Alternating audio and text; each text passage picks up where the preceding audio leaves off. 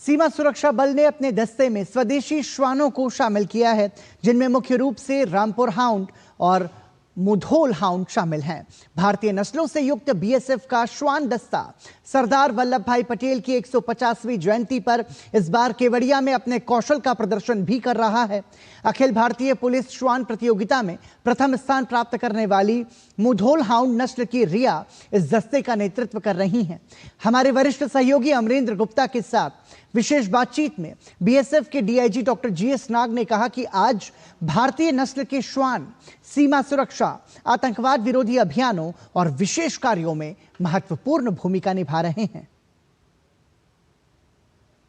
पहली बार border security force BSF में देसी श्वान आए हैं जो बॉर्डर की सुरक्षा का जिम्मा संभालेंगे। हमारे साथ बात करने के लिए बीएसएफ के डीजी डॉक्टर जीएस नाग साहब हैं।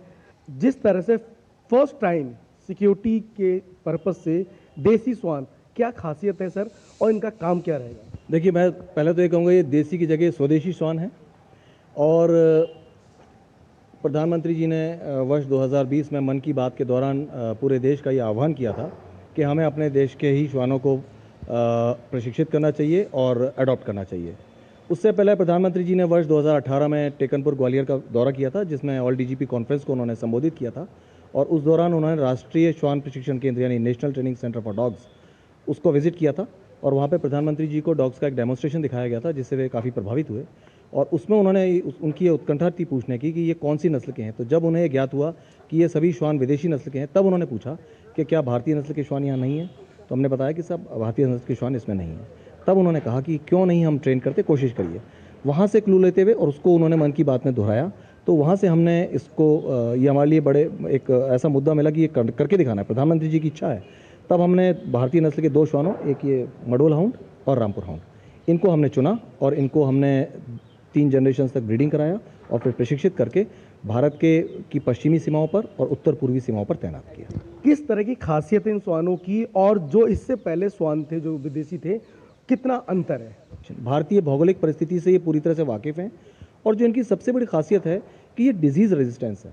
इनको मौसमी प्रभावों का ज़्यादा फर्क नहीं पड़ता। सर्दी में ज़्यादा इनको सर्दी का प्रभाव पड़ता है, ना गर्मी में ज़्यादा। आपको पता है बीएसएफ थार के मरुस्थल में काम कर रही है, 50 डिग्री सेल्सियस वहाँ टेम्परेचर हो जाता है।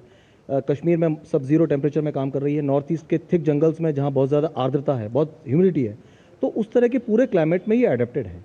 हमारी जो ट्रेनिंग की रिक्वायरमेंट है वो अटैक, एग्रेशन और स्निफिंग, ये तीनों पे है और तीनों चीज़ें इसमें बखूबी हैं। किस कंपटीशन में रिया ने मेडल जीता और क्या विशेषता थी?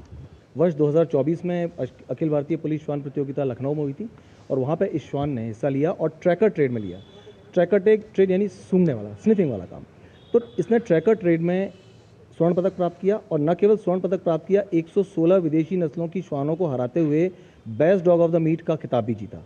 ट्रैकर ट्रेड में स्वर्ण पदक जीतना अपने आप में ये सिद्ध करता है कि ये बहुत अच्छी स्निफर है। प्रधानमंत्री नरेंद्र मोदी ने इस स्वदेशी श्वान का जिक्र मन की बात में भी किया है और बीएसएफ ने उसे चैलेंज के तौर पे लिया और आज ये दोनों स्वदेशी श्वान जो हैं बीएसएफ की टीम का हिस्सा हैं। कैमरामैन आशीष शर्मा के साथ अमरेंद्र गुप्ता, डीडी न्यूज़, दिल्ली।